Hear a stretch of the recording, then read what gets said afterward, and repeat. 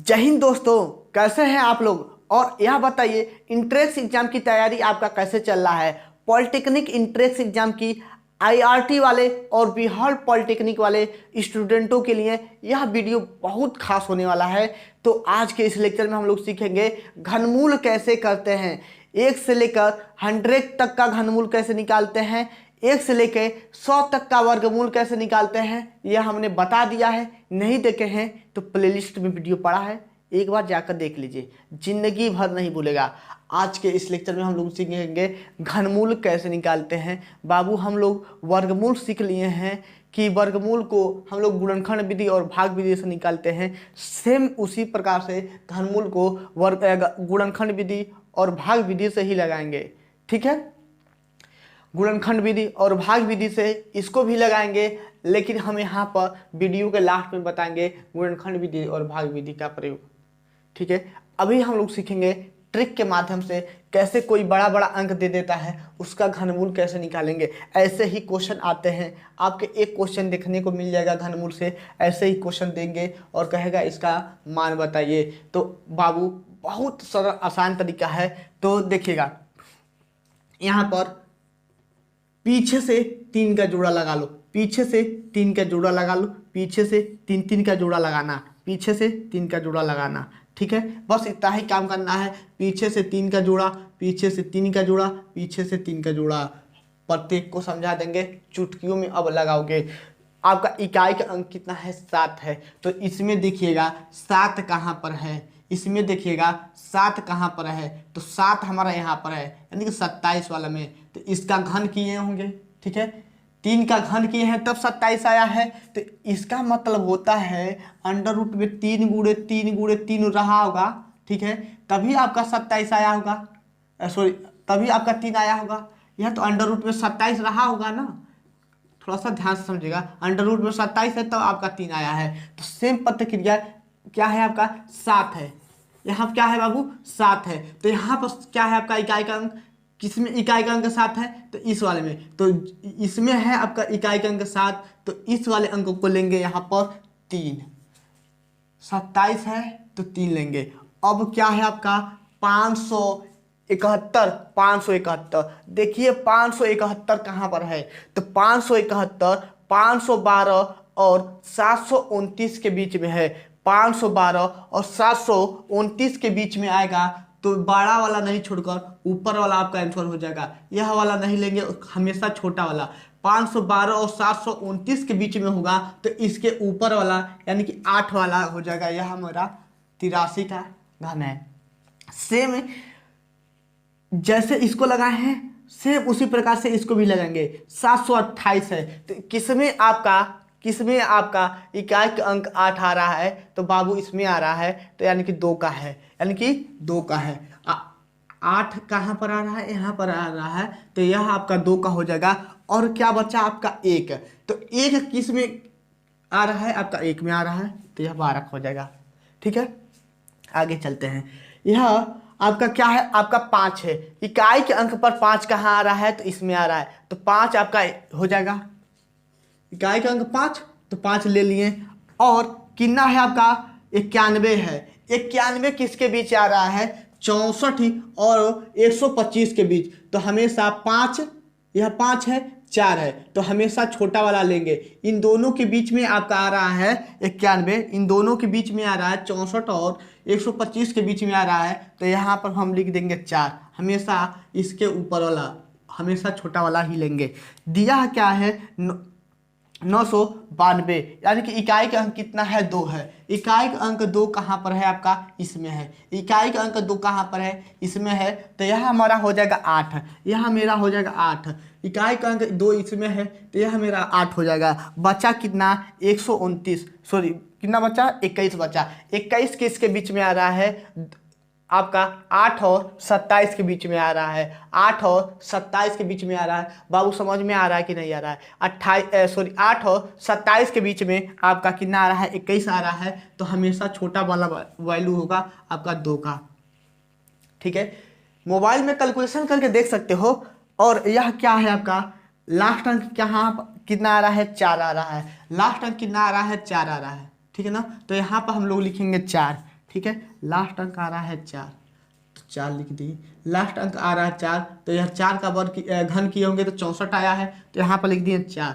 हम जो आएगा लास्ट का अंक 4 आया था ना, तो इसको देखेंगे इकाई का अंक किसमें 4 है, तो सेम इसके यह 64 हुआ है किससे, 4 के घन से, तो हम लोग 4 वाले को लिखेंगे, 4 वाले को लिख दिए। अब कितना बचा, अब जितना भी अंक बचा है कितना आपका 1481। 1481 हमें नहीं पता है, तो 11 का घन कितना होता है आपका 1331।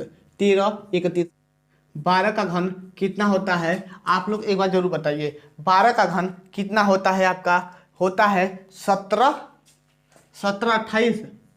28 ठीक है। एक बार आप लोग मिला लीजिएगा, 17 28 होता है, ठीक है। 12 का घन 17 28, यहाँ तक आपको पता है कि नहीं पता है, यानी कि हमें 10 तक लगभग याद कर लेना है, और ज़्यादा याद कर लोगे तो आपके ही लिए फायदा रहेगा, आपके लिए ही फायदा रहेगा। इतना बड़ा पूछता नहीं है, लेकिन हम इतना बड़ा ले लिए हैं। इतना बड़ा पूछता नहीं है, लेकिन आपके हित के लिए आप लोग सोचेंगे कि सर इसके लिए भी हो सकता है, यानी कि बड़ा अंक आ सकता है, तो बड़ा अंक नहीं आएगा, मतलब इतना ही रहता है, 10 के अंदर ही रहेगा आपके पेपर में, ठीक है। 10 के अंदर ही रहेगा।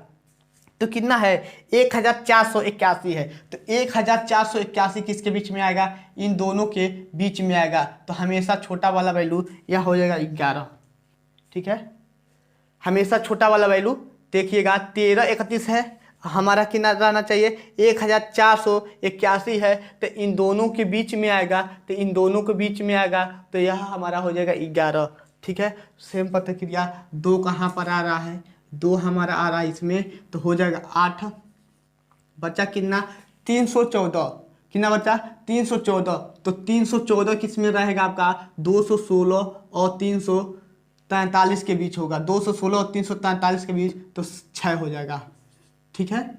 हमेशा छोटा वाला वैल्यू रखते हैं। 7 यहाँ पर है आपका, यहाँ पर है 3 हो गया, 7 इकाई का अंक 7 यहाँ पर है, तो 3 को लिख लिए।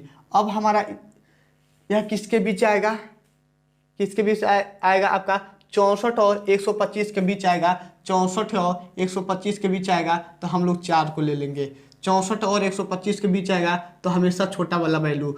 8 कहाँ पर आ रहा है, यहाँ पर आ रहा है, तो हम लोग देखिएगा, आप लोग सोच रहे होंगे कि सर यहाँ पर भी तो 8 आ गया, यहाँ पर भी तो 8 आ गया, तो आप लोग एक काम कीजिए, यहाँ पर 8 आया है, तो ये भी देखिए कि यह कितना अंक है, ठीक है ना। यहाँ पर 8 आया है, तो ये भी देखिए कि सर यह कितना अंक है। आप लोग ध्यान से देखो, यह आपका 778 है, ठीक है, हाँ इसी का ना 778 है, जबकि यह संभव नहीं होगा, इसलिए इस 8 वाले को नहीं ले रहे हैं, यहाँ पर 12 को नहीं लेंगे, हमेशा इकाई के अंक में ही लेते हैं, ठीक है। हमेशा इकाई के ही अंक में लेते हैं, हमेशा इकाई के अंक में ही लेते हैं। तो आपका 8 कहाँ पर आ रहा है, यहाँ पर आ रहा है, तो यहाँ हो जाएगा 2, ठीक है, यहाँ पर हो जाएगा 2, और कितना है 778। 778 किसके बीच में आएगा, तो 778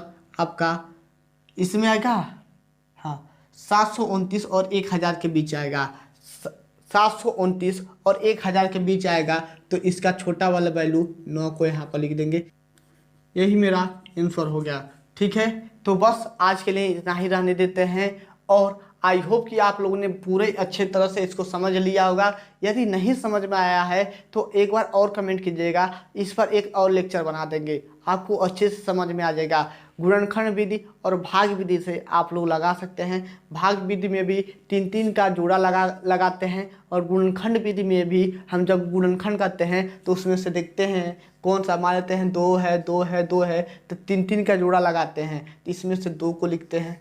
ऐसे ही करते हैं, वर्गमूल में 2-2 का जोड़ा लगाते हैं, घनमूल में 3-3 का जोड़ा लगाते हैं। आई होप कि गुणनखंड विधि और भाग विधि द्वारा आप लोग लगा लेंगे। बस ट्रिक से क्वेश्चन को पढ़े हैं आज हम, घनमूल को ट्रिक से पढ़े हैं। यदि वीडियो आपको पसंद आया हो तो एक बार अपने दोस्तों के पास ज़रूर शेयर कीजिएगा, ताकि वो भी पढ़कर अच्छे से अच्छे नंबर स्कोर करें, ठीक है। आज के लिए इतना ही, बस कल हम पढ़ेंगे घातांक और कर्णडी, घातांक और कर्णडी का इतना मतलब लॉजिक बता देंगे आपको, वहाँ से कहीं भी दिक्कत नहीं होगा। बहुत मोस्ट इंपॉर्टेंट चैप्टर है घातांक एवं कर्णडी, क्योंकि इसके बिना जिंदगी आपका अधूरा है। हर एक क्वेश्चन में घातांक आ जाता है, कर्णडी आ जाता है, इसलिए घातांक और कर्णडी का चैप्टर बहुत शानदार, बहुत अच्छे से पढ़ेंगे। ठीक है, बस आज के लिए इतना ही। ओके बाय, जय हिंद साथियों।